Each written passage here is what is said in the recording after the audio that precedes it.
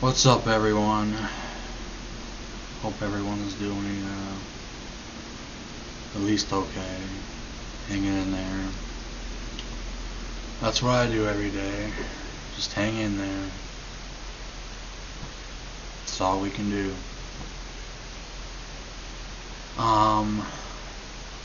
But in this video, killer tells chilling story of teen girl's disappearance after 17 years.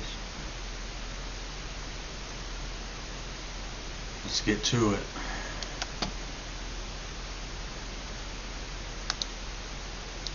I try to turn the volume up.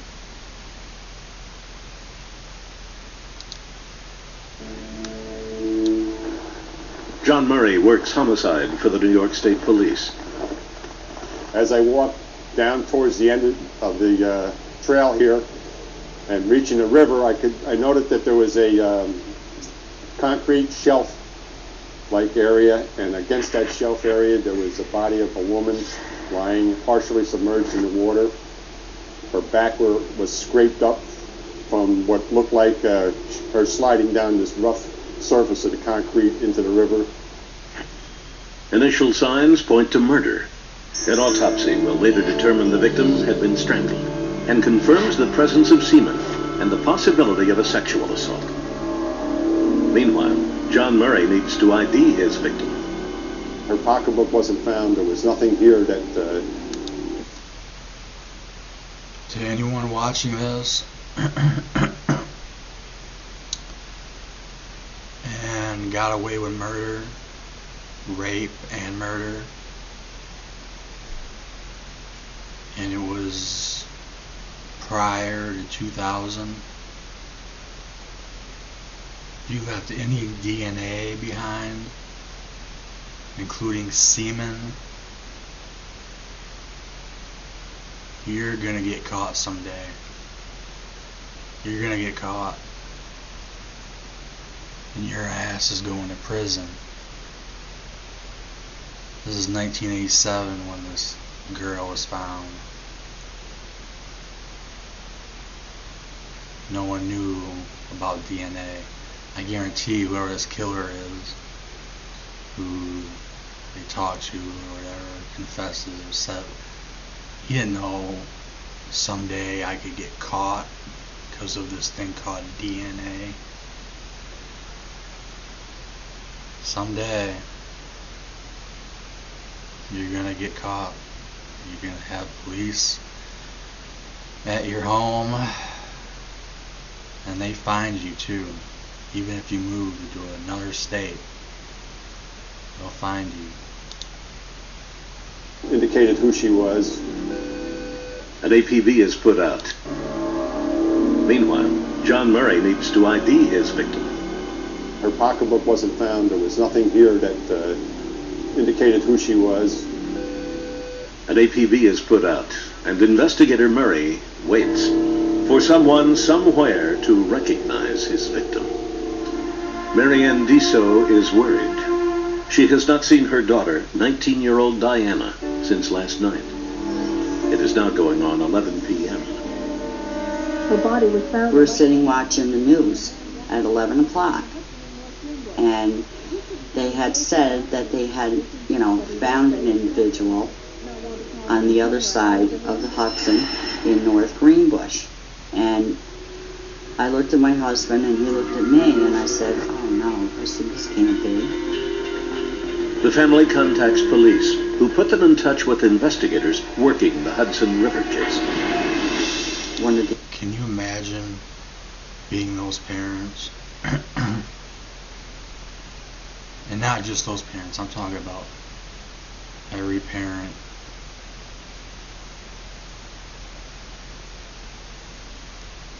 And then getting a knock on your door by police. And it's sickening, it's sad, it's depressing. The investigators had her brush, and he showed me that and he said, is this hers? And I said, yes. one of the investigators. The family contacts police, who put them in touch with investigators working the Hudson River case. One of the investigators had her brush, and he showed me that, and he said, "Is this hers?" And I said, "Yes." Eastman is able to develop a full SDR DNA profile, enters it into CODIS, and gets lucky. This It hit on a convicted offender is by the name of Ray 2004. Keller. This is 2004. Dave Madden jumps on the Ray Keller lead, teaming up with investigators Steve Ortiz and Debbie Comar. DNA. What was the connection between Ray Keller and Diana Desso?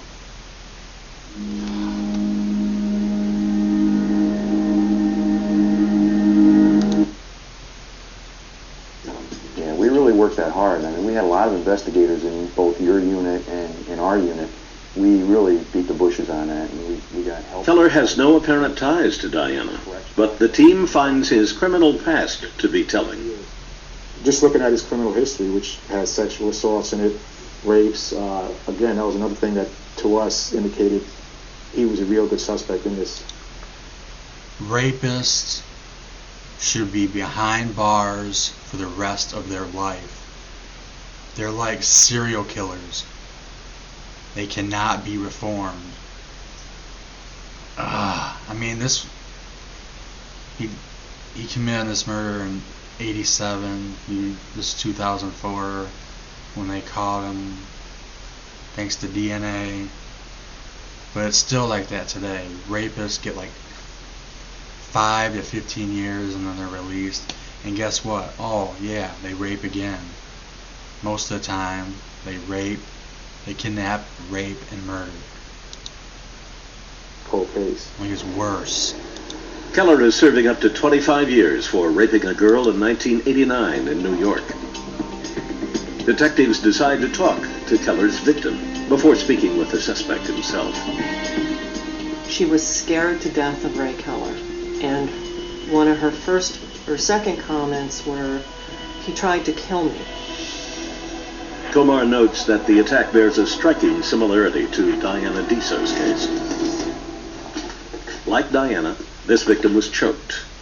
Unlike Diana, she lived to tell the tale. I can't emphasize enough the importance of her describing his neck hold on her, and knowing that cutting off someone's air supply like that could cause death in a very She's short amount of lucky to be time. alive. Investigators had Keller's DNA at the Lucky scene to be alive. and a similar act. One of my big fears was that he was going to shut us right out. Yeah, I had sex with her, so what? Investigators need to get inside their suspect's head, get him thinking, and then get him talking. Dr. Richard Hamill is No a psychologist remorse. who spent the past 22 His years mug talking shots. to sexual predators. In 2004, he's tapped by cold case detectives who Evil. want to get inside the head of Ray Keller. Pure evil. If he thought he was being misunderstood or might be misunderstood, it was possible that he would step forward and provide incriminating information toward the goal of showing people that he was not such a bad guy. The date, the time. The plan? Hit Keller with the DNA evidence and give him the opportunity to own up and put himself in the best possible light.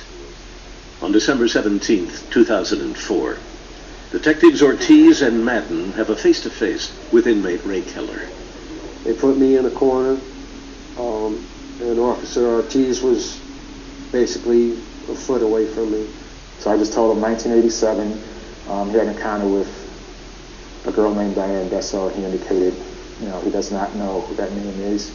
And I'm like, well, I don't know, it's 17 years ago, a long time ago, whatever. You know. And when he said he didn't know anything about her or had any connection to her or any recollection to her, it's then when Steve showed him the picture. And that's when they asked me, do you know who this is? And I was like, no, and We were in a good place. Because even if he continued to deny, we knew from our DNA evidence Yeah. that he knew her. He was there with You her. didn't- By if you don't denying know it, her, it really, then why is your it helped. But semen- yet we weren't quite there why was yet. your semen We were there for in it. her- We wanted to know exactly what happened and how it happened. And we wanted him to tell us that. That's when detectives hit Keller with their trump card. The DNA match between Keller and semen found at the scene. Yeah, you don't know her though. And after, I'd say, 20 to 30 minutes, he just looked up into the ceiling and said, hypothetically, if I were to tell you what happened, how do I know that you wouldn't tell the truth when you left this room? When he said that to us, I knew he had it. With audio tape rolling, Keller takes detectives back to 1987 and the night Diana Diso was murdered. I, Ray T. Keller, on December 17th, 2004, state the following to be as true to my memory at this time. I was high on coke, dope, and wild. I guess you could say I was looking for maybe some sex. I'm not going to sit here and say maybe that wasn't in my mind. Keller says he was driving around when he spotted a young woman hitchhiking. Small and pulled penis. over. I'm guessing small Asked her where penis. she was going. Said she was going home. He's a short guy. She got in the vehicle. I asked her what was going on. She said that she had a fight with her boyfriend, and she seemed upset. I guess you could say she was in an angry mood, hurt, whatever, from what I recollect. The two ended up at a secluded area near the Hudson River. We then went out to the back of the truck, and that's when we had sex, but not by her choice. Keller sexually assaulted Diana, then allowed his victim to get dressed. That's when Diana Diso made a comment that probably cost her life. I remember her saying that she was going to tell. At some point, something snapped inside of me. Next thing I knew, I had my Why would you say arm that? around her neck and This throat, guy just and a raped chokehold you and you from said, behind. I'm gonna tell? I had Diane by the back, by the throat, my arms around her throat, and I was just squeezing. And Is that She was true? struggling, but But is that true though? couldn't say anything because of the chokehold. just anger was going through my mind as I was just Maybe squeezing. maybe he was gonna kill I her was just no matter squeezing. what. Diana think- collapsed. Keller was left holding her body. I think he was gonna kill her no matter what. I must have believed at that time that she was dead. I must have thought that, or if I didn't think that she was dead, I guess I must have thought that I put her in the water, she will be dead. I then dragged her over from the back of the truck by her shoulders to the embankment and pushed her down towards the river. I left and went home. Detectives Ortiz and Madden have pushed the right buttons, and their suspect confesses, exactly as Dr. Hamill predicted. We knew what he did, and everybody was going to know what he did, and now he needed an opportunity to try to make himself look as best as possible. Keller is sentenced to 22 years to life for raping and murdering Diana Diso. I'm completely, I'm truly sorry for what I've done, and all the people 22 I've hurt. years to life. And He I've got has a nobody chance else to get blame, out. Nobody to blame but myself. I did what I did. He did this to another woman who he almost killed. After that 17-year-old that this video was about.